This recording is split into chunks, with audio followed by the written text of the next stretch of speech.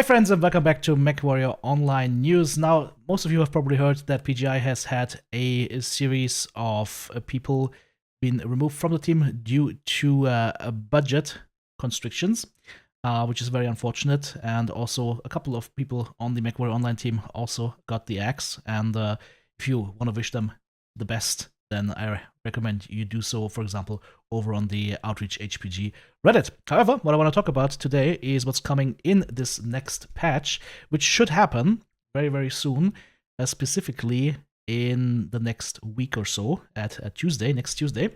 And in the next patch, we will have, for one, the Firemoth, which is going to be a insanely fast light mech. It's going to be a 20-tonner, but they are going to make up the fact that this thing will run 209 kph with full skills and mask engaged by giving it less agility that you would normally get from a 20-tonner. So it's going to be more like a Mistlynx, but it's going to be super fast. And it will have reduced acceleration and deceleration bonus from its mask to make up for that, so it doesn't just back and forth like crazy.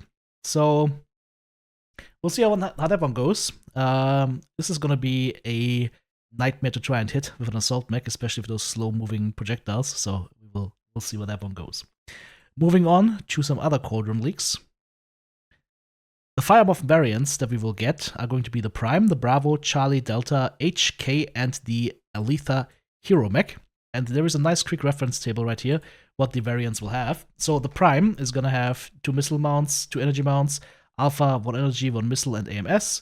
Bravo will have ECM, 2 ballistic, and 2 energy. Charlie is 2 missile and AMS. The Delta is going to be 6 energy.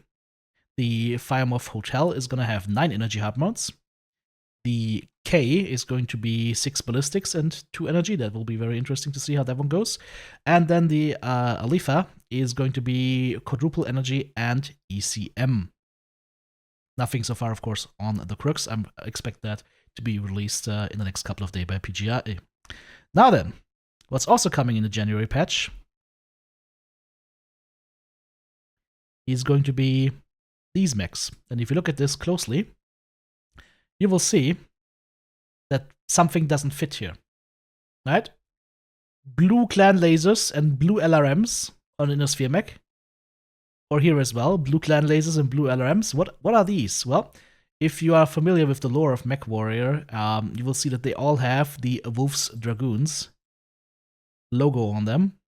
And of course, like here, for example, on the legs, Wolf's Dragoons, of course, is not Wolf's Dragoons as in Jamie Wolf's Dragoons, yes, but also the Wolf's Dragoons as in Clan Wolf. So these are going to be clan variants of Inner Sphere mechs: a Clan Archer, a Clan Stalker, Clan Flea, and a Clan Night Star. So these are going to be super interesting to see, and I'm looking forward to getting my hands onto these. By the way, this is going to be fun. So the Flea looks to be like energy and missiles. This one's going to be energy and missiles as well. At least 2 hard mounts. This is like side torso hard mounts, and then also arm hard mounts, plus energy side torso mounts and arm energy mounts. Stalker could be very good, actually. And the Clan Night Star looks insane. And the fact that it's shooting 3 lasers at the same time suggests to me that this might be a heat skill limit +1 on the ER larges kind of build. Or heavy larges, we'll see. But this is going to be interesting for sure. Cross-tech is fun, yes. Then, there's also going to be a lot of changes coming this month. I don't want to spend too much time on it. The heat on medium pulse lasers and Clan medium pulse lasers is going to go down a little bit. Clan SRM4 has now a minimum heat penalty limit of 6, so you can fire 6 Clan SRM4s, that will apply heat penalty. If you fire 5 SRM4s on the Clan variant at the same time, you will not apply heat penalty. Shadow Oxide has some acceleration to acceleration turn range changes. Trebuchet has a little bit more torso twist. All of that is not very interesting.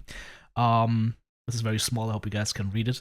But the Shadow Oxide gets more top speed.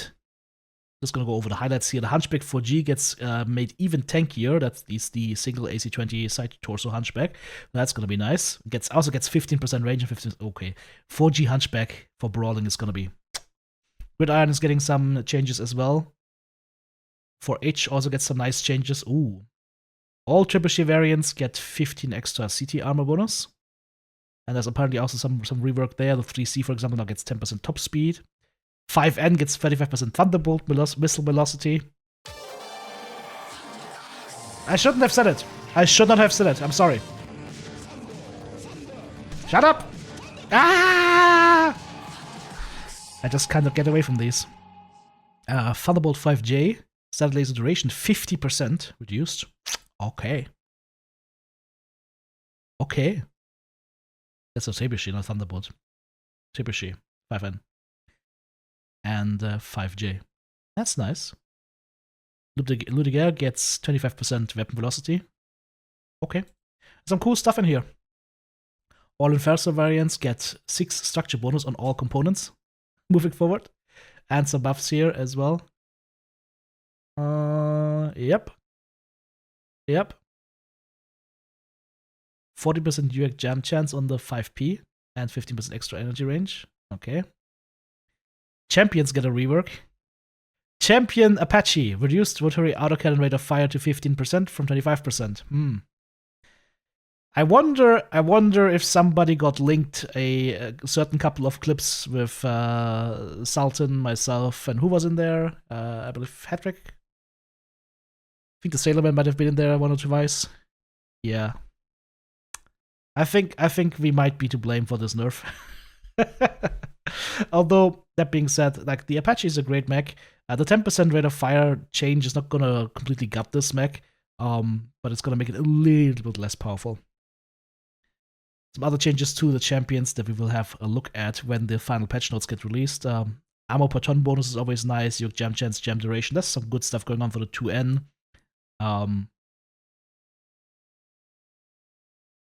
Yeah, the moving stuff around with the champions. That is going to be interesting. It's definitely worth a revisit for that. And then what do we have over here? Mad Cat Mark II gets some changes as well. These are just minor adjustments though. Although Mad Cat Alpha, ballistic cooldown 25%. Okay. That is definitely worth to revisit then. Corsair 5T, that's gonna make Sultan very happy. 10% heat up from 5% and 10% weapon velocity. Execution Delta gets some new stuff for a set of 8, but I don't know if that's gonna save it. Bane 4, ballistic heat skill limit +2 instead of +1. Okay, we will also have to have a good look at the Bane 4, because that is intriguing me a lot right now, of the ballistic heat skill limit. Perfect. And then what do we have here? Oh, these are the loadouts for those mechs. Interesting, for the clan variants. So, the clan flea. It doesn't show crooks. It shows crooks. Beautiful. So, SRM ammo capacity, radar deprivation, armor, and overheat damage. Specifically, the radar deprivation is going to be strong. I wonder if you can get this like to maximum. That basically the second you are out of line of sight, you're off radar. That's going to be interesting. Then here we have the Archer. Does have ECM. Could run an SRM6 brawling build with plasmas, for example. Could be pretty nice. Yeah. Yep. Crooks. Missile cooldown, missile range 10%, and also ECM target range reduction 27%. That will be interesting to test out, because that is gonna make you less targetable at range. That's gonna be interesting. Then right here we have the Stalker. Yeah, look, like I said, it's gonna have 4 mounts for missiles, and it's gonna have 6 mounts for lasers. That thing could be very strong. Quirk-wise, what does it get? Missile cooldown, missile spread. Nothing for the lasers, unfortunately. But they probably didn't want to build yet another insane clay laser board. And then right here we have the Nightstar 1J clan variant. Will have a jump capability.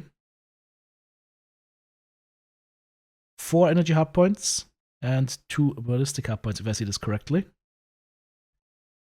Quirks. Pulse laser heat skill limit +1. And ultra autocannon velocity 10%. So, triple large pulse lasers and 2 gauss rifles. So they made something that is not as snipe friendly, but still gonna hit quite hard. I like that idea. Now, the large pulses don't have quite the range of the blue laser ELRs, right? But you will still be able to snipe with this at 1,000 meters, I would say. Especially when you go ahead and move the Gauss ammo to the arms to crit pad the Gauss rifles, of course. You're gonna have your jump jets maybe move to the legs a little bit, and yeah, you probably want to get a little bit more cooling in there. You probably will drop 2 jump jets and get like 2 more double heatsinks in there. These are clan double heatsinks. Perfect. So you can do a lot here. This is kind of nice. That's kind of nice. Maybe you even drop the engine size down a little bit to get more cooling in.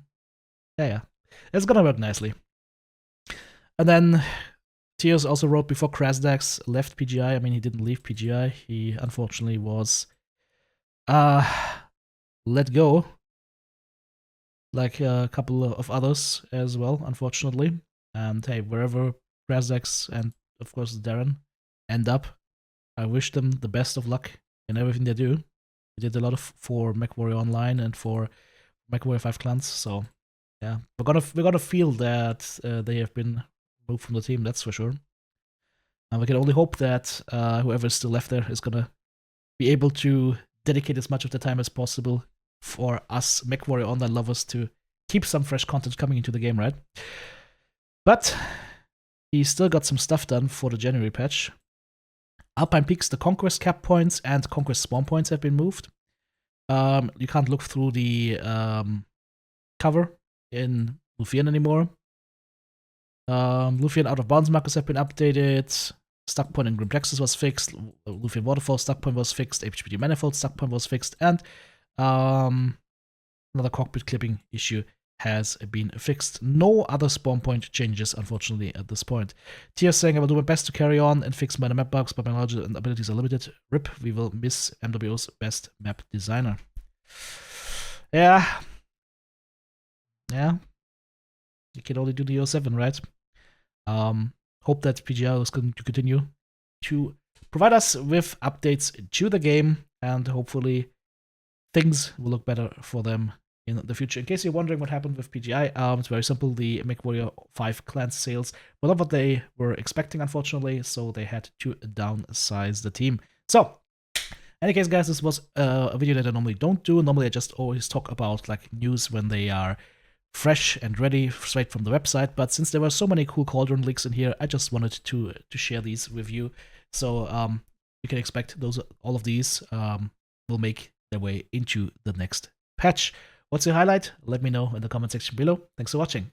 Thank you so much, supporters. Couldn't do it without you. If you want to join Team TTB, check out the join button right here on YouTube, super thanks button in the comment section, or of course the links to Patreon or the merch store listed in the video description.